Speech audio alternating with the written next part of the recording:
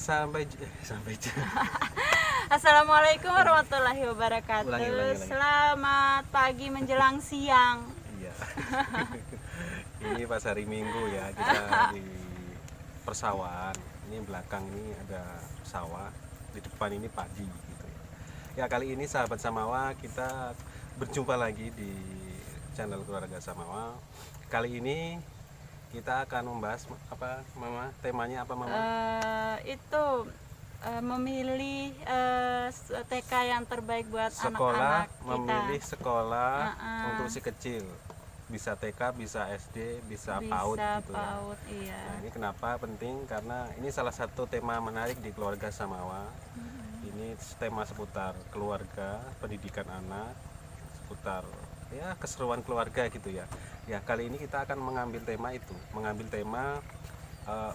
bagaimana sih memilih bagaimana tip memilih sekolah Terbaik, TK atau PAUD yang terbaik untuk si kecil, karena kebanyakan kita ini ya bingung ya. Iya. Apalagi si kecil sudah mau mulai masuk sekolah gitu kan. Nah, ini si kecil nih, si kecil ada di samping. Ya, lagi main katanya. Nah, karena bagaimanapun pendidikan dan perkembangan pendidikan bagi si kecil itu sangat penting sekali gitu ya. Jadi kita wajar kalau orang tua kemudian bingung ya memilih mana sih sekolah yang terbaik untuk menunjang perkembangan otak, kecerdasan si kecil, kreativitas dan lain sebagainya untuk perkembangan di masa depan gitu kan. Nah, ini pemirsa, kali ini kita akan membuat tip itu. Ada beberapa yang perlu kita ketahui atau pemirsa ketahui dari tip ini supaya tidak bingung dan supaya tepat untuk memilih tempat pendidikan yang cocok untuk si kecil, baik secara aman, nyaman maupun cocok untuk pendidikannya gitu kan. Kira-kira apa aja itu tipnya, Mama?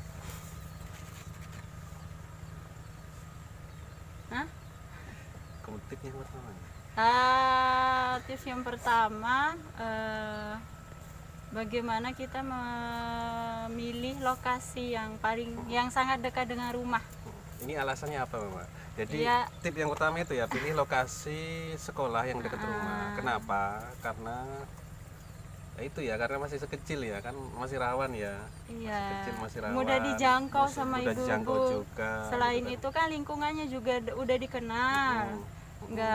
Nggak bingung, kalau udah kenal, tetangga pun kenal, teman juga kan pasti kenal, dan juga anak-anak itu pasti semangat karena yang belajar dengan dia tuh orang-orang di sekitar rumahnya, di sekitar lingkungannya. Jadi ya adalah biasanya kan anak-anak selalu saling mempengaruhi. Nah, kalau udah sekolah kayak gitu kan berarti lebih semangat mereka untuk bersekolah. Yang kedua, untuk ibunya ya, dia itu lebih mudah memantau anaknya. Dari segi keamanan ya, dari segi lebih keamanan, mudah dipantau. Karena kita kan juga masih anak-anaknya kayak anak kita mau titipkan kemana, sekolah itu kan secara tidak langsung juga memberikan waktu kepada si kecil, waktu belajar yang jauh dari orang tua gitu. Jangan sampai masih kecil kemudian jauh dari orang tua, dan kita dengar kasus-kasus penculikan macam-macam. Bagaimana kalau misalnya itu jauh dari rumah, itu kan kita sebagai orang tua juga agak khawatir. Ya, gitu. Namanya juga ibu-ibu kan sering paranoid ninggalin anak. Bukan berarti nggak percaya sama guru, tapi kan namanya anak harus kita pantau dan harus kita jaga. Itu aja sih. Terus tip yang kedua, cari lingkungan sekolah yang kondusif.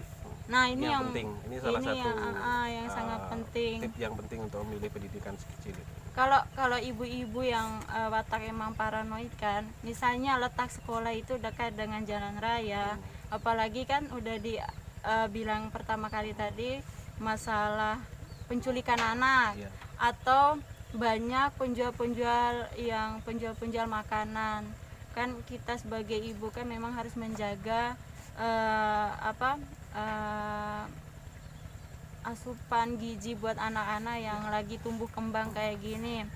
Terus kalau boleh kita harus kalau bisa memilih lingkungan itu yang agak jauh dari jalan raya, jalan raya gitu karena salah satunya ya. Karena kan untuk keselamatan itu ya. Anak kecil kan keselamatan. belum mengerti ya, belum ngerti apa namanya berkendara yang baik, bagaimana dia keselamatan berkendara jalan Belum di jalan mengenal raya itu. gitu kan. Terus itu kan kalau kalau kalau lingkungan yang kondusif itu anak-anak juga nyaman belajarnya, tenang, nggak berisik. Kalau dekat jalan raya kan berisik banget. Artinya penting untuk memilih lingkungan yang nyaman, aman, kemudian yang mendukung perkembangan belajar, mendukung proses belajar mengajar untuk si kecil gitu. Jangan sampai berisik, jangan sampai dekat jalan raya yang bising dan yang itu tidak aman gitu. Ya namanya belajar mengajar kan emang harus nyaman gitu, bisa menyerap, bisa ini.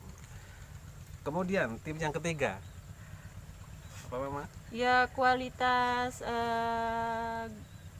melihat kualitas guru dan kurikulumnya gitu. Itu tips yang ketiga ya. Jadi sebelum kita memilih tempat belajar yang baik untuk si kecil, kita lihat dulu nih bagaimana sih gurunya, bagaimana sih kurikulum yang diajarkan gitu.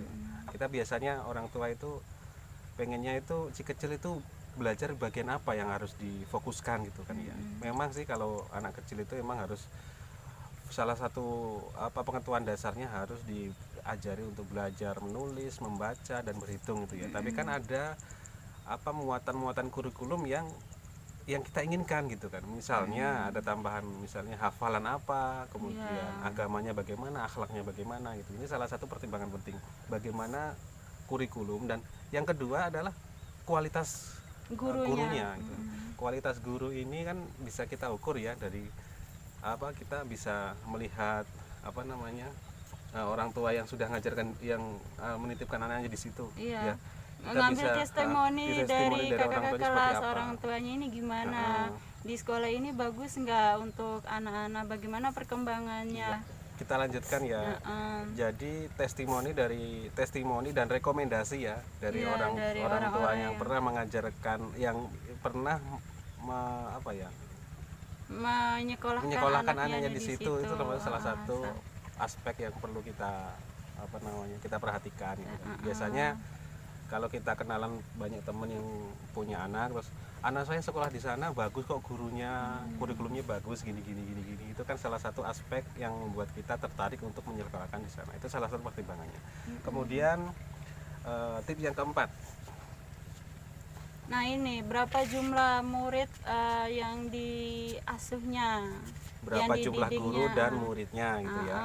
Tips yang keempat, jadi pendidikan mengajar itu penting, tapi juga jangan terlalu banyak. Artinya gini, guru itu punya batasan maksimal untuk bisa mendidik anaknya. Berapa yang dia ajarkan, berapa anak yang dia ajarkan.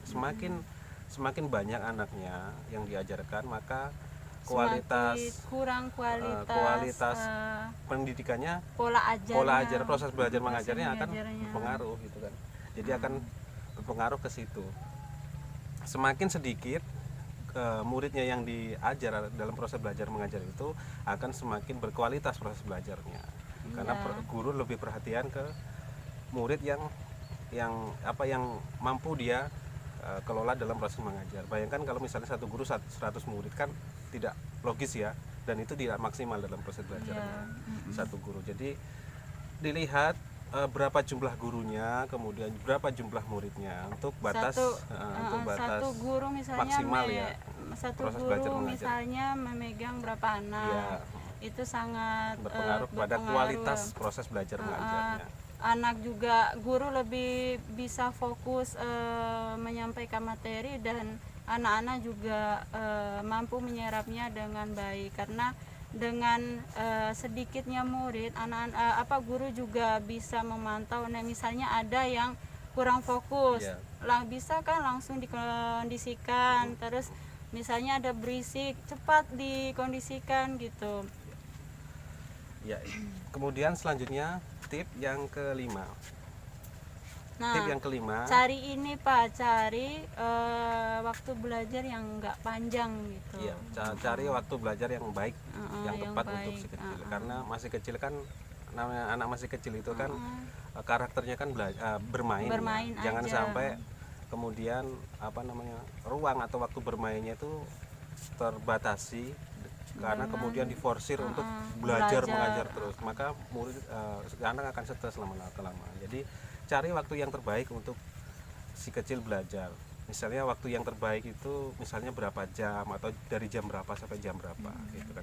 Jadi sekolah TK atau sekolah yang apa namanya yang terbaik, salah satu pilihannya, salah satunya pemirsa adalah itu. Jadi memperhatikan waktu belajar yang terbaik untuk si kecil. Kalau waktunya full misalnya pagi sampai sore kan juga tidak bagus untuk perkembangan otak si kecil, karena apalagi dia yang butuh ini, rekreasi, butuh apalagi anak-anak bermain yang ya. kecil itu kan. Kecuali dipadukan dengan bermain gitu ya. Ini salah satu pertimbangan penting. Kemudian tip yang terakhir ini, tip yang keenam. Ya, kalau yang 6 itu ini yang paling ini Pak, Paling menentukan salah satunya. Pertimbangan terakhir yang salah satu Ah, paling menentukan. Apa melihat itu? kondisi keuangan kita. Kondisi keuangan.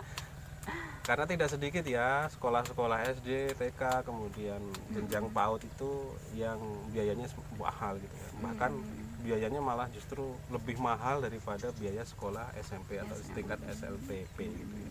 Dan itu banyak kayak gitu. Nah, kita bisa sesuaikan kondisi keuangan kita. Berapa sih budget yang kita miliki? Berapa sih kemampuan keuangan kita untuk menyekolahkan si anak ke tempat pendidikan yang mana itu kemampuan kita itu kan nanti bisa beragam, dan itu salah satu pertimbangan yang penting. Karena kalau kita paksakan di apa namanya, kita punya budget kecil ya, kita paksakan untuk masuk sekolah anak yang favorit misalnya dengan budget yang besar, ya kita sendiri akan kerepotan gitu kan. Jadi sesuaikan budget kita dengan apa namanya, kemampuan kita menyekolahkan atau mencari pendidikan yang sesuai dengan ukuran budget kita. Itu salah satu faktor penting ya.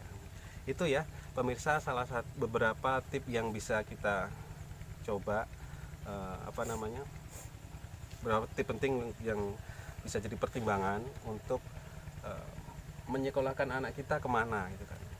Pilihan tempat yang terbaik untuk sekolah anak itu seperti apa gini loh gitu. Pak, kadang kan gini Ya.